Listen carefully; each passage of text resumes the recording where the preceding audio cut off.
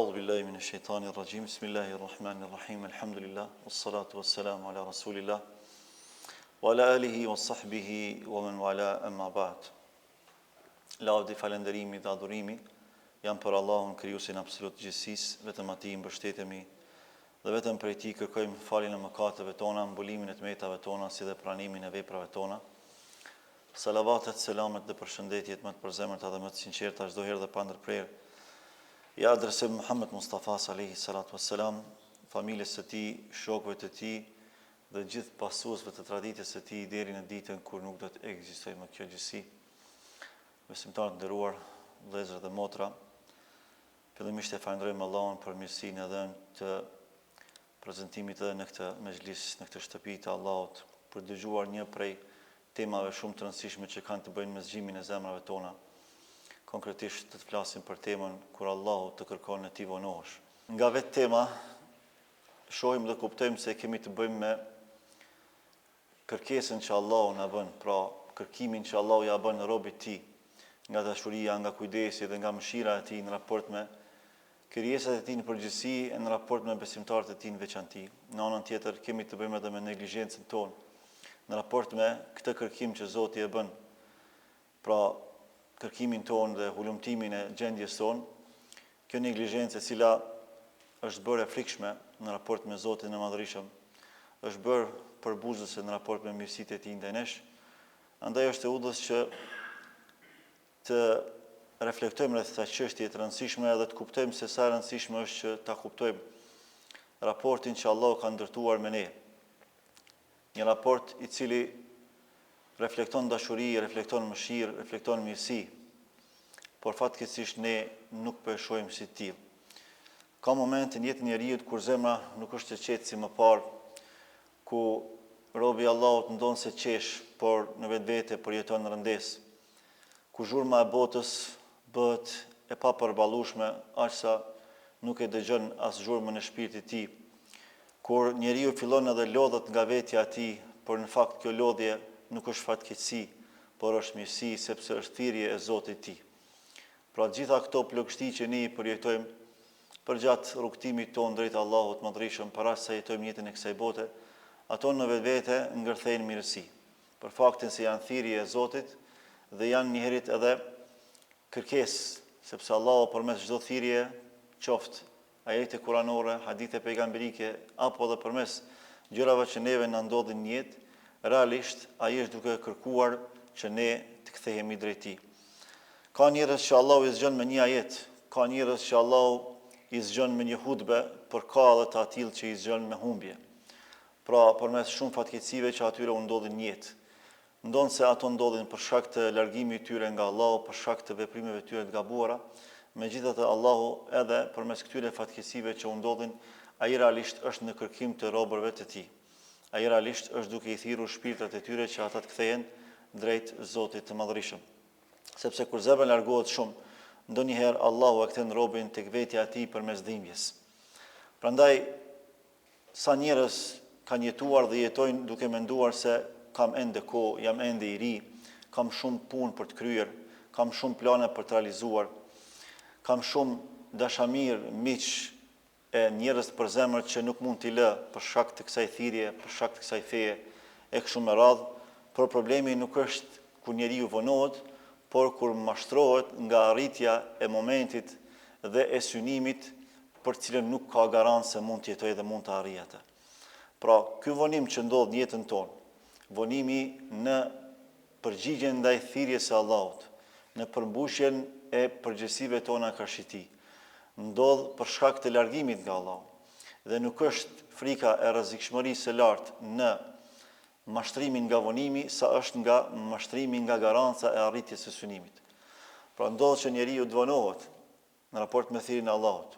Dhe është një gabim që kërkon shërim, që kërkon trajtim, por ajo që është më e rënda në këtë drejtim është kur robi e harron këtë vonim, saqë edhe mendon dhe fillon një lloj garance të paqenë, të paqëndrueshme se ai mund të arrijë momentin e ndryshimit, ndërkohë ka shumë njerëz që e kanë synuar ndryshimin, kanë menduar se do të arrijnë pleqërinë, por kanë vdekur në rini.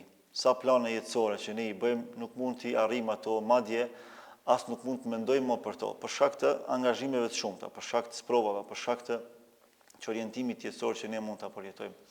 Pra nuk ka mashtrim më të madh se sa ta mashtrosh vetveten duke menduar se unë mund të ndryshoj një ditë, apo duke e vënuar ndryshimin, apo duke e vënuar përgjigjen në raport me thirrjen që Allahu ty ta bën dhe neve në përgjithësi.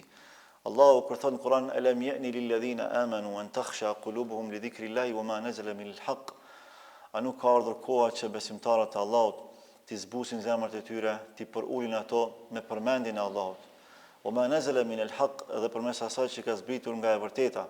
Kjo realisht është thirrje që dëshmon për atë se Allahu është duke na kërkuar neve. Kërkim të robërve të tij që e synojnë sinqerisht kthimin drejt Allahut Madhërisht. Madje kjo fjali dhe kjo thirrje është përkthëse, dëshmon për dashurinë e Allahut ndaj nesh. Allahu në këtë mënyrë nuk e thret vetëm se besimtarin e tij. Dhe nuk i qaset Allahu qendrës së vlerave vetëm se në raport me atë që e do shumë. Pra derisa Allahu kujdeset për zemrën tënde, aqsa dëshiron që ajo të jetë e përulur në raport me Allahun, përmes gjërave bazike, përmes përmendjes së Allahut në përgjithësi dhe përmes aplikimit të mesazheve të Allahut në veçantë. Prandaj ka thonë alam ya'ni lil ladhina amanu an takhsha qulubuhum li dhikrillahi wama nazala min al-haq. A nuk ka ardhur koha që zemrat e besimtarëve të përulen me përmendjen e Allahut dhe me atë që ka zbritur nga e vërteta e Allahut, sepse vetëm përmes përmendjes së Allahut dhe përmes aplikimit të së vërtetës së Allahut, njeriu mund të arrijë përulësinë e duhur dhe të nevojshme. Pastaj na ka tërhequr veten dhe na ka thënë wala yakunu kalladhina utul kitaba min qabl, et mos jenë sikur sa ata që u është dhënë libri shumë më herët, pra para jush.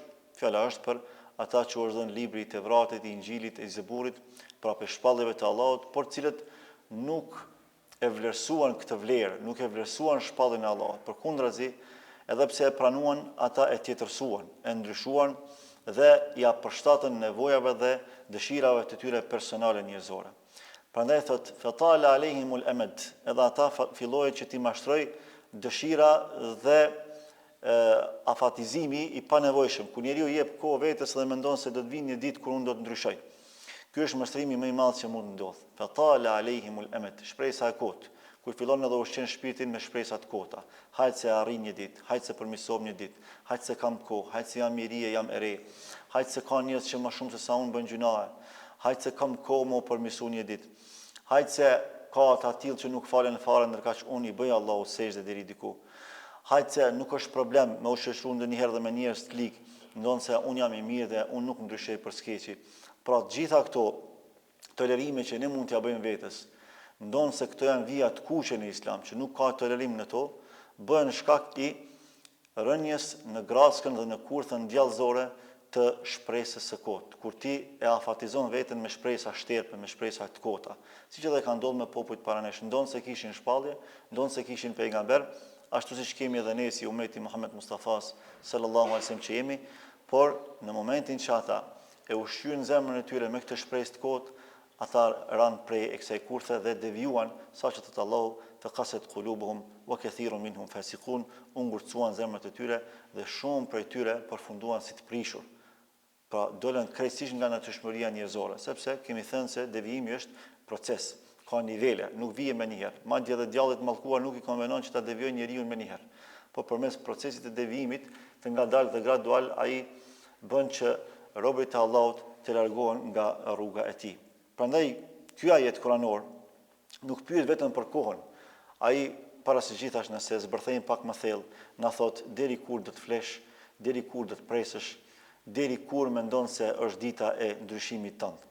Pra nëse e zbërthejmë kësaj, e kuptojmë këtë thirrje madhështore që Zoti ja bën zemrave tona dhe shpirtrave tona. Pra Allahu është në kërkimin ton. Allahu është duke na kërkuar përmes këtyre ajeteve direkte, përmes këtyre ajeteve të mrekullueshme, me këtë thirrje mbreslënse, përkthelse, që dëshmon për dashuri, që dëshmon për kujdes dhe për mëshirë nga ana e tij. Pastaj edhe përmes haditheve të Muhammed Mustafas sallallahu alaihi wasallam, edhe të atyre gojore, edhe të atyre në praktik, përmes veprës së tij në përgjithësi, përmes traditës së Muhammed Mustafas alaihi salatu wasalam. Pastaj edhe përmes gjërave që na ndodhin në jetë, të cilat nuk kanë nevojë për teori, janë praktikë që flasin vetë, janë gjëra që ne i përjetojmë në përditshmëri, por secila prej tyre e lën një mesazh. Pra çdo gjë që neve na ndodh, pra pasaj fshihet një thirrje, pra pasaj fshihet një kujdes që Zoti e bën në raport me ne, por ne nuk jemi në gjendje që ta kuptojmë sepse jemi mashtruar nga kënaqësitë mashtruese të jetës së kësaj bote. Prandaj disa dietar kur e trajtojnë këtë ajet, thonë ky ajet realisht ka zbritur për besimtarët, nuk ka zbritur për jo besimtarët. Por kur Allahu ju drejtohet në mënyrë decisive, a nuk ka ardhur koha që besimtarët me i zbut zemrat e tyre me përmendjen e Allahut dhe me të vërtetën që Allahu ka zbritur. Ky është lajm, kërkesë, imperativ direkt për besimtarët e Allahut. Pra njeriu mund të besoj, mund edhe të falet, mund të agjërojë, mund të duket shumë i mirë para njerëzve, por zemra e tij ende mund të jetë gjumë. Gjë që mendoj se shumica për nesh jemi në këtë gjendje aktualisht. Pra, ne nuk vuhem nga mosfalja e namazit, spaku ne që falemi 5 herë në ditë, frekuentojmë xhamit, agjërojmë, mundohemi që të jemi sa më solidar me të tjerët. Nuk vuhem nga kjo. Ne kemi praktik, por sa kemi përjetim? Këto është çështja. Dhe derisa nuk kemi përjetim të këtyre ibadeteve, do të thotë se zemra jonë është e përgjumur, ka nevojë që të zgjohet.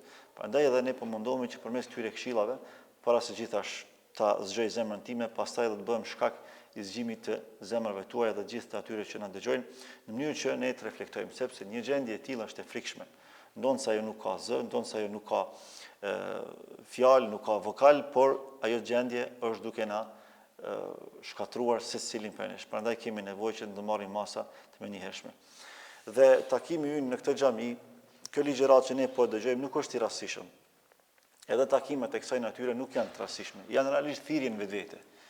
Janë kujdesi Allahut në raport me ne, sepse janë të shumtë ata njerëz, madje janë me miliarda që nuk i dëgjojnë këto fjalë, që nuk prezantojnë në xhami, që nuk dëgjojnë ligjërata, këshilla, hoxhallarësh dhe dietarësh e kështu me radhë.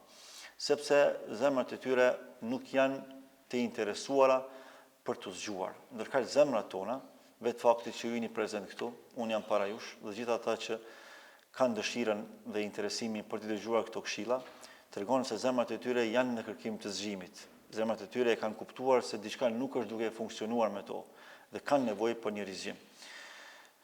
Pyetja nuk është apo më thret Allahu, pyetja është deri kur do ta vënosh përgjigjen. Pra, na e kuptojmë se Allahu është duke na kërkuar, Allahu po kërkon ndryshim nga ana jonë, Allahu po kërkon përmirësim, por pyetja reale duhet të jetë kjo.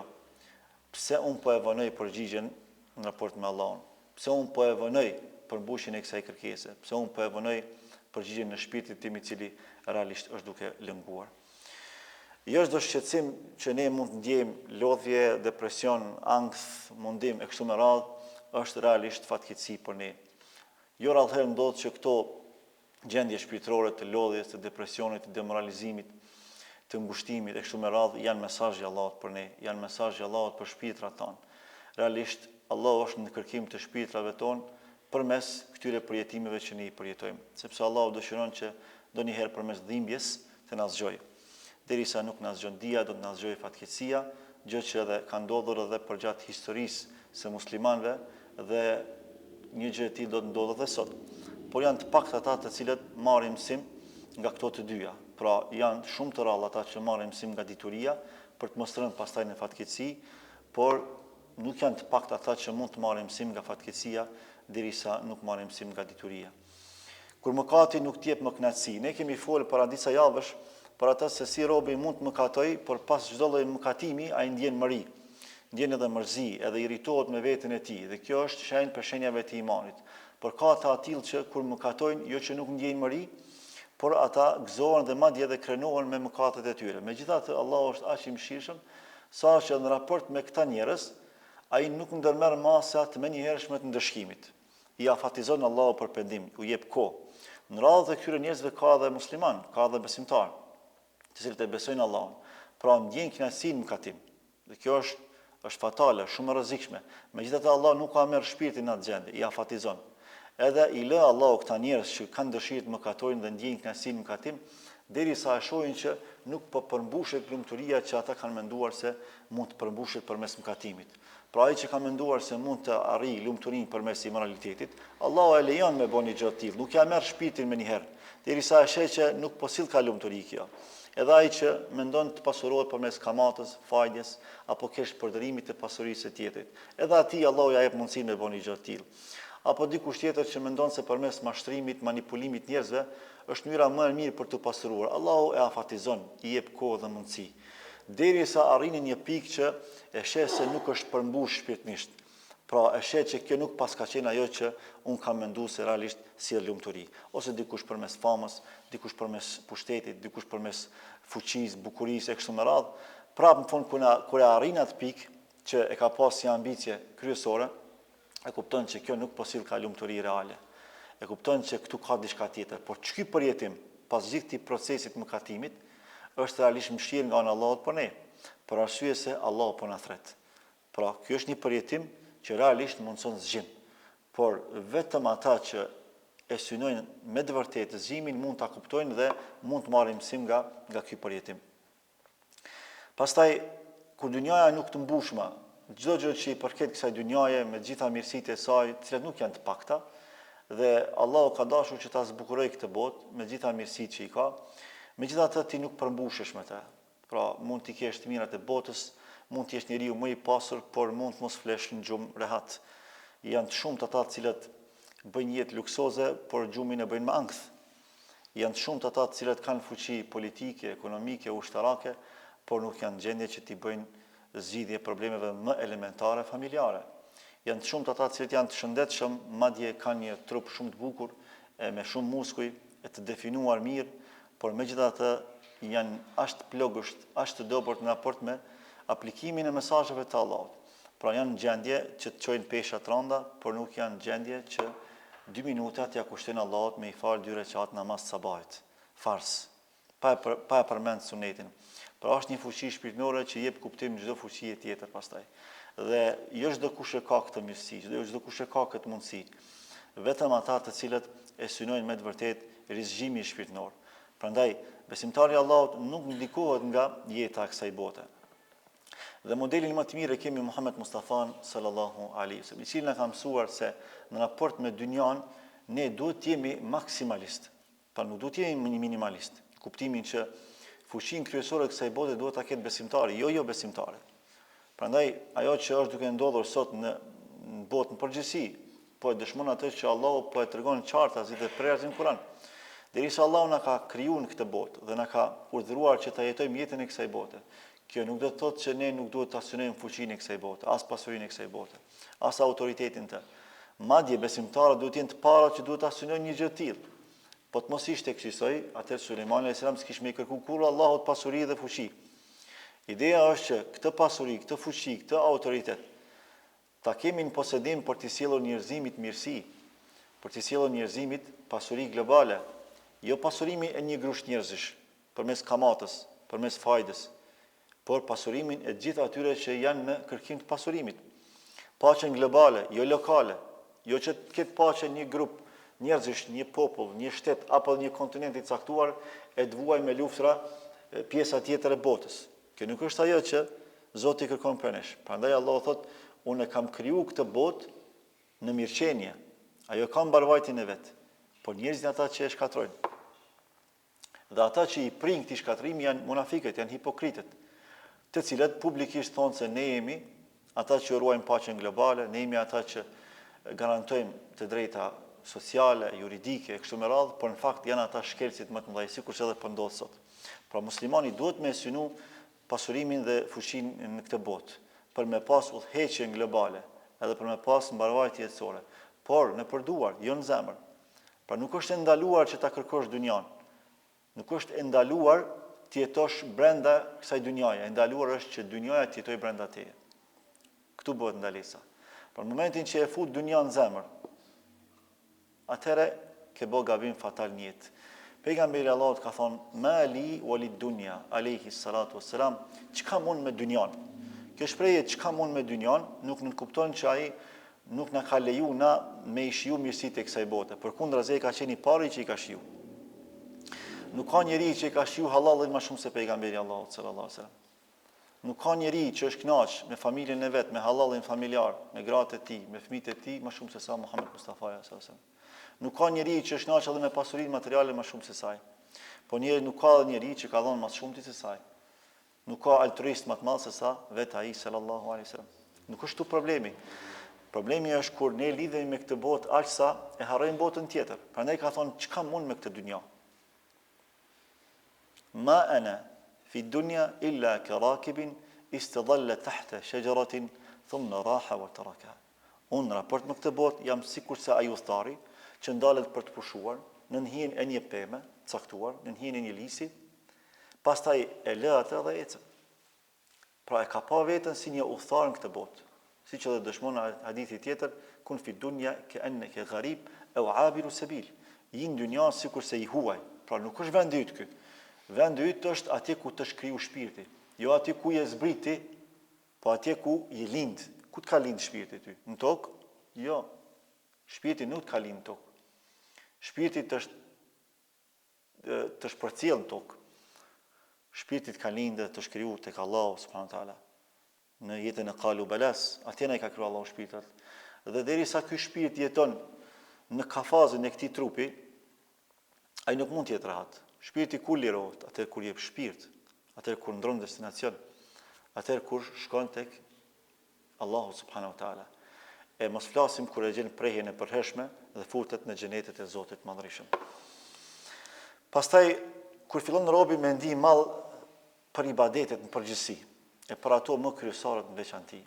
Por nëse dikush ndjen mall për më kthy ka Allah, edhe nëse është mëkatari më i madh, por brendia e tij, esenca e tij, origjina e tij e pastër, e cila është mbuluar me ndryshkun e mëkateve, bën që ai të ndjen mall për ibadetet, për adhurimin ndaj Allahut. Kjo realisht është thirrja e Allahut për të. Këtë përjetim nuk ja mundson Allahu çdo kujt, vetëm atij që ka fart të imanit në zemër. Prandaj ka shumë për atyre njerëzve që janë larg Allahut, madje mund të mos falen fare, por ka iman në zemër, ka besim në zemër. Me mall e pret ditën kur më i bë Allahut sejdë. Me mall e pret ditën kur më kthyni ditë e Zotit, se e sheh që kështu nuk shkon. Kjo nuk është jetë. Po unë po dal, po shetis, unë po i bëj gjitha qepet e mia, por nuk po përmbushëm për brenda, nuk jam i lumtur, nuk jam i kënaqur, nuk kam qetësi. Kjo është thirrja e Allahut, por thirrje pa zë, është përjetim. Kjo është ajo që dëshmon për atë se Allahu duke e kërkuar këtë njerëz, por ky po e vënon përgjigjen drejt Zotit të tij.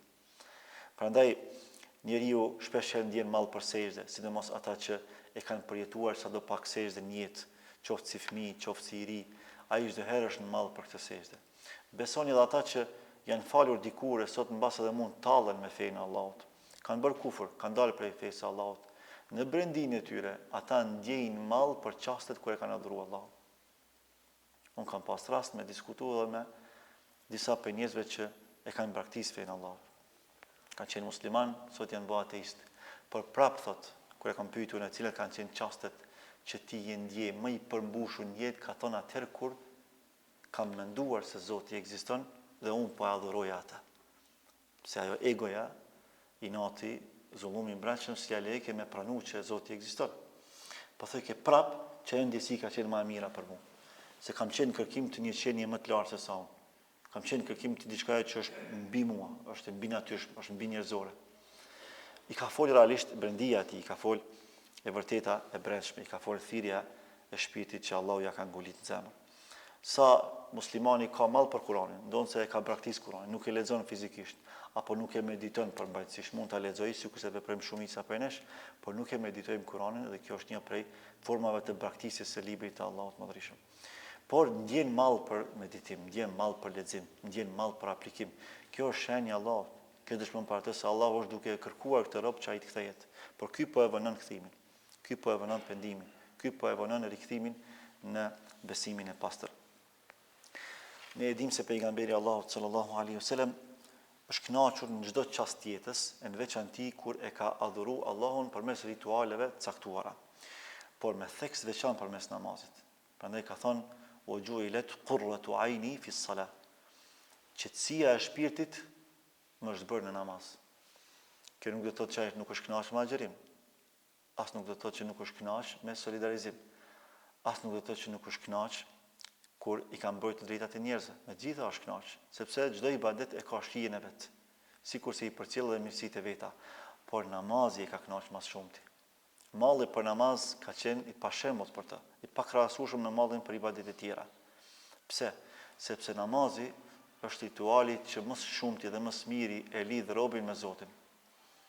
Me kontaktu për çdo ditë dhe për çdo natë me Allahun, me Krijuesin, me fjalët më zgjedhura, me heshtjen më të bukur, me solidarizimin më të mirë, me përqendrimin më të thellë, me sinqeritetin më të madh. Prandaj namazi është përmbledhësi i gjitha ibadeteve, sepse në të ka shahadet, në të ka lexim Kurani, në të ka dhikr, në të ka salavate, në të ka dhe zakat për të shpirtit, në të ka lëvizje, në të ka heshtje, në të ka meditim, në të ka koncentrim, përqendrim, në të ka kënaqësi, ka përjetim. Për këtë arsye, kënaqësia më e madhe për Muhammed Mustafa sallallahu alaihi wasallam është namazi. Që do të thotë? Nuk ka argument më të mirë, më të drejtë për drejtë për ta dëshmuar atë se a i kemi zemrat e zgjuara apo të fjetura se sa namazi. Le ta peshojmë veten tonë në namaz. A është bërë namazi rëndes për neve apo është bërë strehim? Në qoftë se e përjeton namazin si strehim dhe jo si rëndes, zemra jote është e gjallë. Zemra jote është aktive. Zemra jote është e shëndosh. Por në qoftë se e përjetojmë namazin si rëndes, si pengesë, atëherë zemra jote është e smur, është e fjetur. Dhe ajo që i ka dalluar realisht në kohën e sahabët prej munafikëve ka qenë namazi. Ajo që i ka dalluar burrat e vërtet prej të tjerëve është namazi. Andaj ata që e falin namazin 5 vakte, e në veçanti ata që e falin në xhami, le ta dinë se Allahu i përgëzon prej kësaj bote se i kanë zemrat e gjalla, sepse një përjetim të tillë s'ja mundson Allahu çdo kujt. Tani lind pyetja, çka janë duke humb ata që nuk kanë namaz? Për përjetimit, për kënaqësisë, për lumturisë, dhe sa janë duke vujt zemrat e tyre prej këtij gjumit thellë që nuk janë duke e vrejt. Prandaj janë katandis njerëzit sot, nuk kanë rahati, nuk kanë qetësi në shtëpitë e tyre, sepse nuk kanë qetësi në zemrat e tyre. Ti mund të jetosh në pallatet më të mëdha të kësaj bote, por jo detyrimisht të jesh njeriu më i lumtur. Ti mund të jesh njeriu më i bukur, por jo edhe më i lumtur. Mund të jesh njeriu më i fuqishëm, por jo edhe më i lumtur. Sepse ajo që realisht jep fuqi, lumturi dhe mirësi është e brendshme jote. Dhe kur brendia jon është e lidhur me Krijuesin absolut, ajo do t'i gjejë gjitha këto mirësi. Në të kundërtën, ajo do të vetë mashtrohet. Pastaj, kur Allahu ta prish rahatinë e mëkatit, kur ti ndonjëherë thu pse Allahu ma mori këtë gjë, ndodh shpesh që Allahu të ka sprovuar me diçka, ta ka dhënë një pasuri, ta ka dhënë një evlat, ta ka dhënë një karrierë, ta ka dhënë një mundësi përmes cilës ti je duke përfituar. Edhe je lidh aq tepër me të sa që e ke harru Krijuesin. Pra, çat pasuni që ti ke në përdor, çat evlat mirë, të bukur, e aktiv, e shumë të zgjuar që ke, çat karrierë të bujshme që ti ke mujt me arrit, realisht është sprovë për ty. Dhe nëse nuk e kuptojmë një gjë të tillë, atëherë mund të bimë në këtë sprovë. Dhe Allahu kur e sheh që një rob ka ra aq tepër në këtë sprovë, sa që e ka harru Krijuesin e vet, Allahu ja pengon mëkatimin. Janë disa mëkatime të heshtura. Dhe një prej formave më të rrezikshme të mëkatimit është kur ne mashtrohemi me mirësitë që Zoti na i ka dhënë. Pra pasurinë që mund ta kesh nduar, familjen e madhe, të fuqishme, të bukur, me suksese të jashtëzakonshme, karriera e bujshme, diploma të shumta. Gjitha këto, në qoftë se nuk përdoren siç duhet, ato realisht janë mëkatim ndaj Allahut subhanahu wa taala. Sepse sa më madhe që të jetë vlera, aq më madhe bëhet përgjegjësia, dhe nëse kjo përgjegjësi nuk përmbushet, atëherë çfarë ndodh? Ndodh mëkatimi. Kur ndodh mëkatimi, Allahu për mëshirës madhe ta merr çata. Ta merr çat pasuni që ti je të mëkatu vazhdueshëm për ti si jetu e vrejt. Ndodh që ti çast tepër je lidh me evlatet e tu dhe po mendon që ata janë e mira e vetme për ty në jetën e kësaj bote, Allahu ti merr. Mirë po, realisht është duke të shpëtuar ty për mëkatimit vazhdueshëm që ti je të bas jetu e vrejt. Ndodh që Allahu këtë çat karrierë që ti e ke ndërtu, këtë ato diploma që ti ke mujt mi arrit, Allahu për një moment i bën jo efektive për ty. Ose të digjen dika, ose mund t'i kesh në letra, por nuk kanë efekt në realitet. Pra, ndodh që dikush pa merit shkon hyn punë, ti je meritor me hyn atë punë, po për shkak se je lidh as tepër me diplomat e tua dhe ke filluar me thonë unë dhe s'ka tjetër. Edhe i ke përngjasu djallit mallkum, i cili ka thonë unë dhe s'ka tjetër, atëherë Allahu nuk t'jep sukses ty me gjetë punë. Nuk bëhesh ti shilltari i një lideri, nuk bëhesh ti një asistent profesori, apo një drejtor shkolle, apo kështu një shkencëtar që do t'i meritojë ndoshta shumë të majme të pagesës. Pse nuk bëhesh se Allahu po të pengon për me trujt për mëkatimit që je duke u thellun te pas jetë e vrejt. Pra, një prej rasteve që Allahu është duke na kërkuar neve është kur të pengon mëkatim e ti nuk e vren një gjë tillë.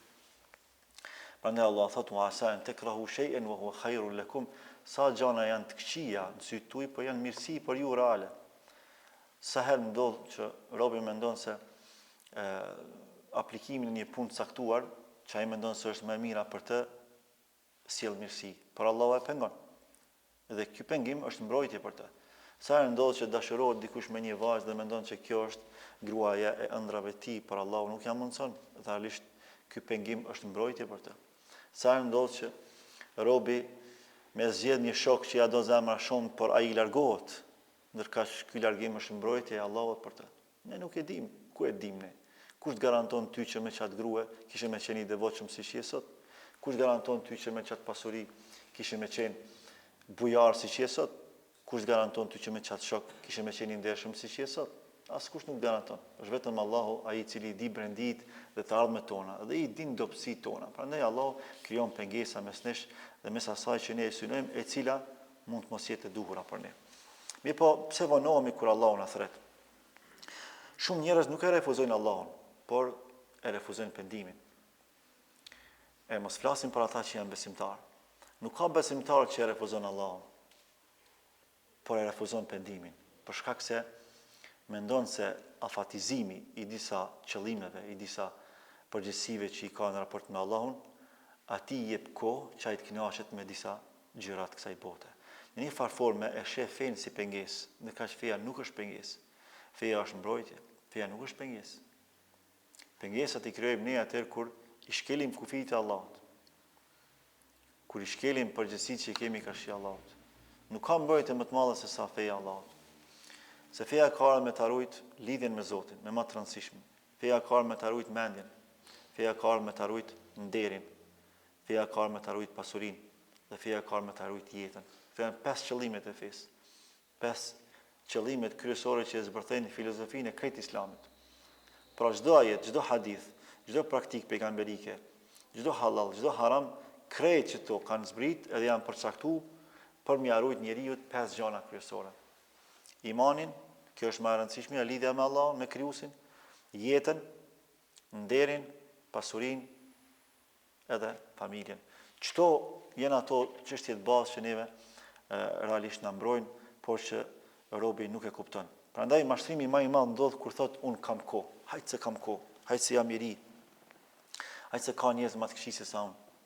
Ndërkaq një prej formave që Allahu i ndeshkon disa njerëz është kur i lë me mendu ata se kanë kohë për më u pendu, kanë kohë për më ndryshu. Allah thot dharhum yakulu wa yatamatta'u wa yulhihimul amal. Fasawfa ya'lamun. Lëri ata Muhammed. A nuk po dojnë ju përgjigjëtirjes Allahut? A nuk po kuptojnë që janë vetë mashtru? A nuk po dojnë me kuptu që janë duke ndjek djallin e mallkum?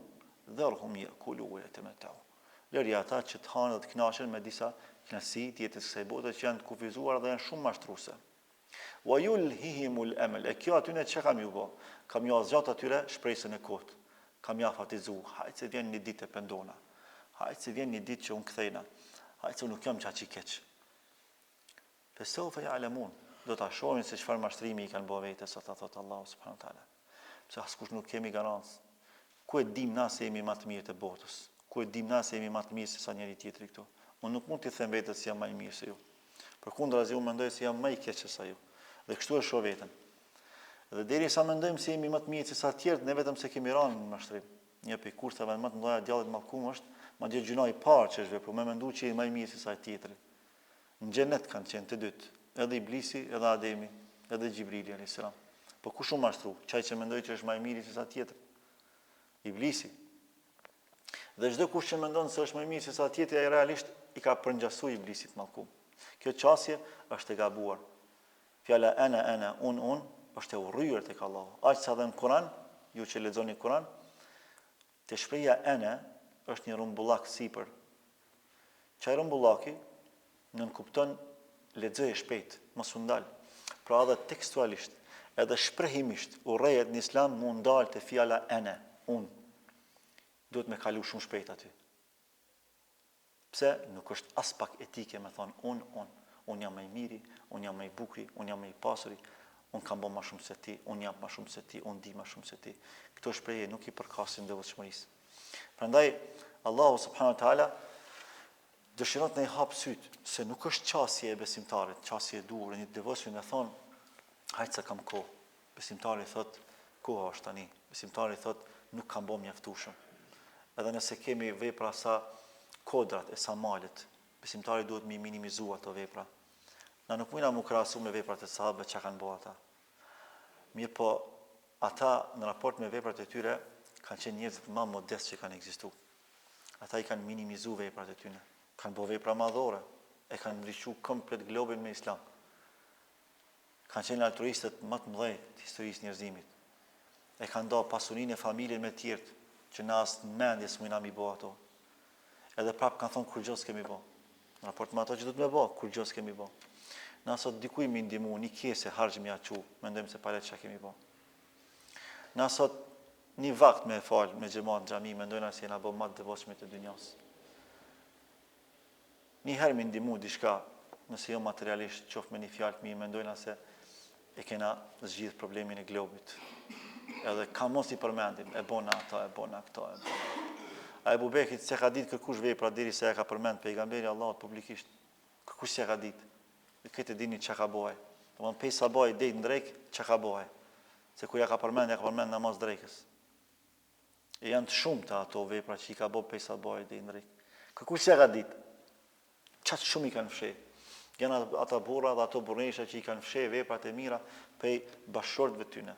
Gruaja pej burrit, burri pej gruas. E shumë raste të tjera.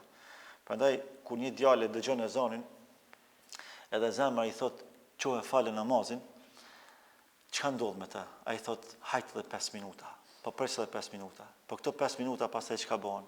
Këto 5 minuta bëhen 5 vjet. Ato 5 vite bëhen jetë.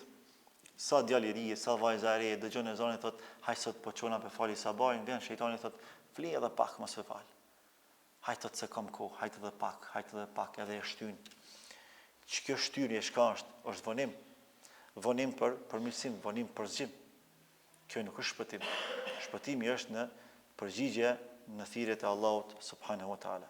Pastaj mos ndikimi me jetën e kësaj bote më shumë se sa që duhet me u ndiku prej saj. Prandaj Allah thot bel tu'thiruna al-hayata ad-dunya wal akhiratu khairun wa abqa. Allah po e shpërfaq një realitet pa mohueshëm, ju po ndikoheni prej jetës kësaj bote, ndërkash ahireti është e përhershmja dhe më e mira. Çfarë do kënaqësie që ne mund ta synojmë jetën e kësaj bote, e cila e ka kënaqësinë e vet, e ka përjetimin e vet, është e pakrahasueshme me atë që Allahu garanton në xhenet. Fundja, edhe sikur kënaqësitë e kësaj bote të jenë deri në frymën e fundit. Pra, nëse ti kënaqesh me çat pasuri derisa të japësh shpirt, nëse ti kënaqesh me çat familje derisa të japësh shpirt, kjo që s'mund me ndodh. S'ka mirësi që është e përhershme në jetën e kësaj bote. Gjërë ka me pas ngritje dhe ulje. Por le të themi se dikush e ka. Gjatë gjithë jetës po është i pasur, gjatë gjithë jetës po është i bukur, po është i shëndetshëm, po ka familje. Një ditë kam i marr fund. E mirësitë e xhenetit s'marrin kur fund. Janë të përhershme. Prandaj s'bën më u mashtru. Dhe për këtë arsye Allah plot keni kujdes, sepse njeriu ka prirje me u ndiku me kënaqësitë e jetës së bote e mi harru ato të ahiretit. Dhe ka një vajzë e cila në zemër e ndjen të vërtetën e Allahut, se duhet më mbulu, se Allahu e don modestinë, se Allahu e don thjeshtësinë, se Allahu e don ndershmërinë, por prapa ajo bie prej stigmës shoqërore, bie prej ndikimit të rrethit, edhe thot, jo se mos po e mbuloj bukurinë para kohë, jo se kam kohë, jo se du me bë karrierë. Pra këto mashtrime që i instalohen prej rrethit, hajt më i vajzë se po e mbulon bukurinë tënde, hajt mos u duk si plak, ke kohë, edhe haron modestinë, thjeshtësinë, ndershmërinë që e ka ngulitur në vetveten e vet. Pse ndodh kjo? Për shkak se zemra i ka fjet. Zemra ju ka mbulu me mashtrim.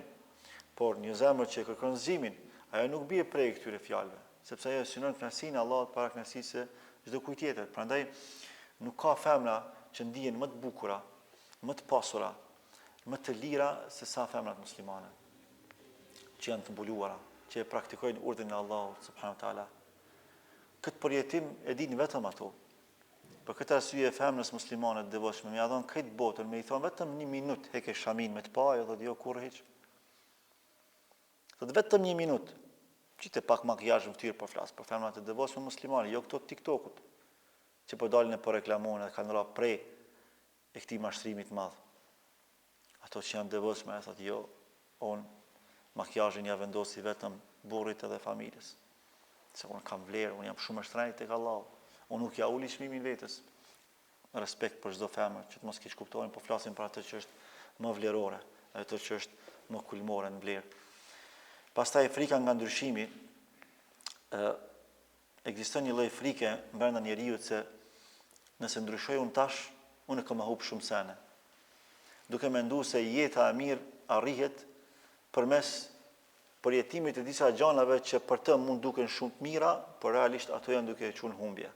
Ndërkaq Allahu para se më na fol për lumturinë në ahiret, na ka folur për jetën e mirë në dynja. Ka thënë men amila salihan min dhakarin aw untha, kush bën punë të mira, qoftë mashkull apo femër, wa huwa mu'min, duke qenë besimtar. Pra duhet me ndërtu veprën e mirë mbi besim, mbi iman, mbi rregullat e Allahut. Fala nuhyiyannahu hayatan tayyiba. Ne do t'ja mundsojmë që të jetojë jetë mirë. Wala najziyannahum ajrahum bi ahsani ma kanu ya'malun. Dhe ditë gjykimit do t'i shpërblejmë sipas asaj që kanë vepruar më së miri, sepse njeriu mund të veprojë vepra shumë të mira dhe vepra më të mira të mundshme. Allahu pe bujarisë së tij, pe mirësisë së tij, pe mëshirës së tij, kur ti trajtoj këta robë ditë gjykimit, do t'i vlerësojë mbi bazën e asaj që kanë vepruar si më e mira e mundshme, jo mesatare, por primare, ajo më e lartë, ajo më e mira e mundshme. Prandaj thot Allahu, nëse ju veproni vepra të mira, konform asaj që Zoti ka përcaktuar, pe Kuranit dhe Sunetit, unë ju garantoj ju jetë mirë në dynja. S'keni mundësi ju me qenë të privuar për jetës mirë në kësaj bote. Nuk ka thonë Allahu që për me qenë i devotshëm ti zot me pas jetë mirë këtë dynja. Përkundazi këtë ishte padrejti. Allahu nuk lejon një gjë të tillë. Për fund, edhe pse kur s'po du me zgjapë, po ike, ja, ju s'penal një hoxhën, mu i mi thonë vetës edhe juve që këtë thirrje të Allahut dhe këtë kujdes të Allahut ndenesh, i cili është duke na kërku që na mu kthy, mu pendu, dhe Allah shprehimisht thot wa anibu ila rabbikum wa aslimu leh, kthenu tek Zoti juaj dhe dorëzoni atij plotësisht min qabli an ya'tiyakumul adhab, para se t'ju vijë juve ndëshkimi i Allahut, ne duhet me përmbush, duhet me u përgjigj, sepse çdo vonim është shkatrim, ndërkaq çdo zgjim është fitim. أقول قولي هذا واستغفر الله لي ولكم ولسائر المسلمين من كل ذنب فاستغفروه إنه هو الغفور الرحيم.